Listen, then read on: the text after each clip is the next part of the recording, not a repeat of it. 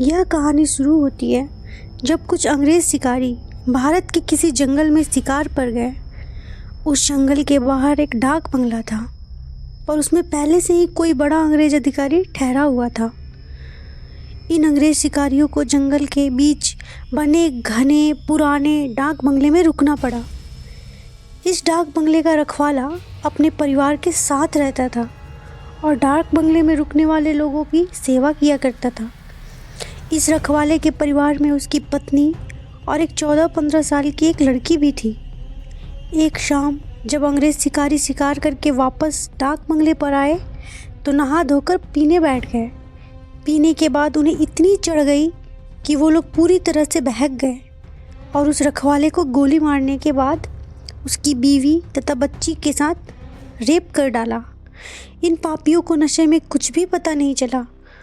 इसके बाद उन दोनों को भी उन्होंने गोलियों से भून डाला और फिर उन तीनों की लाश को डाक बंगले के पीछे दफना दिया।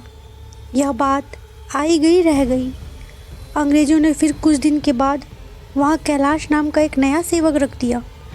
किसी को कुछ भी पता नहीं चला कि इस पुराने डाक बंगले का पुराना सेवक और उसकी फैमिली कहाँ चली गई। एक बार की बात है, कैलाश रात को गेट बंद करके सोया हुआ था। तभी अचानक उसकी नींद खुल गई क्योंकि उसे लगा कि दरवाजे पर कोई रो रहा है। उसने एक हाथ में लाठी उठाया और दूसरे हाथ में चिराग और दरवाजे पर आकर पूछा, कौन है? इतनी रात गए कौन दरवाजे पर रो रहा है? उसने देखा कि एक किशोरी दरवाजे पर बैठी रो रही है। कैलाश उस किशोरी के पास गया और उसके सिर पर हाथ रखते हुए कहा कि बेटी रो मत, अंदर चल।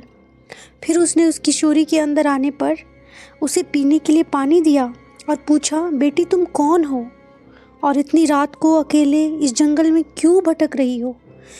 कैलाश की इतनी बातें सुनते ही वो किशोरी और तेज़ से रोने लगी। कुछ समय तक तेज़ तेज़ रोने के बाद वह थोड़ा शांत हुई और कैलाश को बताया कि वह इस डाक बंगले के पहले सेवक की पुत्री है। फिर उसने यह भी बताया कि कैसे 4-5 अंग्रेज़ शिकारियों ने उसके पिता को मार डाला, उसके बाद उसकी और उसकी माँ की आबरू को नोच डाला। फिर कैसे उसकी माँ और उसको भी गोलियों से भूनने के बाद इसी डाक बंगले के पीछे उसे दफना दिया। उस किशोरी की इतनी बात सुनते ही कैलाश पूरी तरह सहम गया और निडरता दिखाते हुए पूछा कि ऐसा कैसे हो सकता है? अगर तू मर गई है तो मेरे सामने कैसे बैठी है? कैलाश की यह बात सुन के वो लड़की अचानक गायब हो गई और कैलाश कुछ समझ पाए इससे पहले ही वो उस कमरे की दीवार पर उल्टी टहलती नजर आई। कैलाश यह नज़ारा देखकर पूरी तरह से डर गया। फिर अचानक वो लड़की आकर कैलाश के सामने बैठते हुए बोली, काका आप डरिए मत, मैं आपका कुछ भी बुरा नहीं करूँगी। धीरे धीरे कैलाश का डर जाता रहा और उसने अपने मस्तक पर आई पसीनों की बूंदों को गमछे से पोंछ डाला। फिर उसी रात उस लड़की ने वह जगह दिखाई जहाँ उन तीनों को दफनाया गया था। कैलाश ने कुदाल से खोदकर उन तीनों के अस्थि पंजर को निकाला। फिर कैलाश ने उस किशोरी से वादा किया कि वह उन अंग्रेज शिकारियों के खिलाफ कोर्ट जाएगा और किशोरी को इंसाफ दिलवाकर रहेगा। कैलाश की बातें सुनकर वह किशोरी रोते हुए बोली, काका आपको कुछ नहीं करना है, बदला तो मैं लूँगी, बस आप मेरी थोड़ी सी मदद कर दें। फिर क्या, उस किशोरी के बताए अनुसार कैलाश ने बीमारी का बहाना बनाया और उस डाक बंगले की नौकरी छोड़ दी और उस किशोरी के वादे के अनुसार उस किशोरी के माता पिता की अस्थियों को जला दिया और उन दोनों के नाम पूजा पाठ भी करवाया। उन दोनों को तो मुक्ति मिल गई, लेकिन कैलाश ने न लड़की के अस्थि पंजर को जलाया और न ही उसके लिए कोई क्रियाकर्म किया, क्योंकि किशोरी ने कहा था कि अगर उसके लिए कोई भी पूजा पाठ की गई तो वह इस भूत योनि से मुक्त हो जाएगी और फिर उन दरिंदों से बदला नहीं ले पाएगी।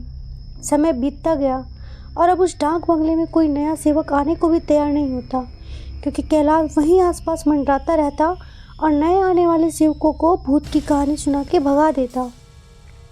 कभी कभी वह किशोरी भी अपने भूत ही कारनामे से आने वाले नए सेवकों को भगा दिया करती थी। पर उस बंगले पर शिकारियों का आना कम नहीं हुआ। वे आते और खुद ही अपनी व्यवस्था करते। पर अब जो भी आता वो वापस नहीं जाता, क्योंकि उस डाक बंगले में ठहरने वाला हर अंग्रेज शिकारी उस लड़की का शिकार हो जाता था। कभी कभी तो ऐसा होता कि वो लड़की खुद ही किसी अंग्रेज शिकारी को अपनी सुंदरता में फंसाकर उस डाक बंगले तक लाती और रात को अपने असली रूप में आकर उसे मार के उसका खून पी जाती। यह क्रम चलता रहा और उस डाक बंगले में मरने वाले अंग्रेज शिकारियों की मौत रहस्य बनी रही। अंग्रेज अधिकारियों के लाख कोशिश के बावजूद न हत्यारा पकड़ा गया और न ही मरने वाले अधिकारियों की मौत के कारण का पता चला।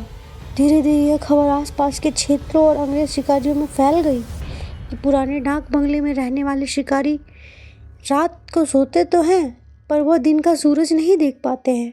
इस तरह उस भूतनी ने अपनी और अपनी माँ के साथ हुए अत्याचार का बदला लिया।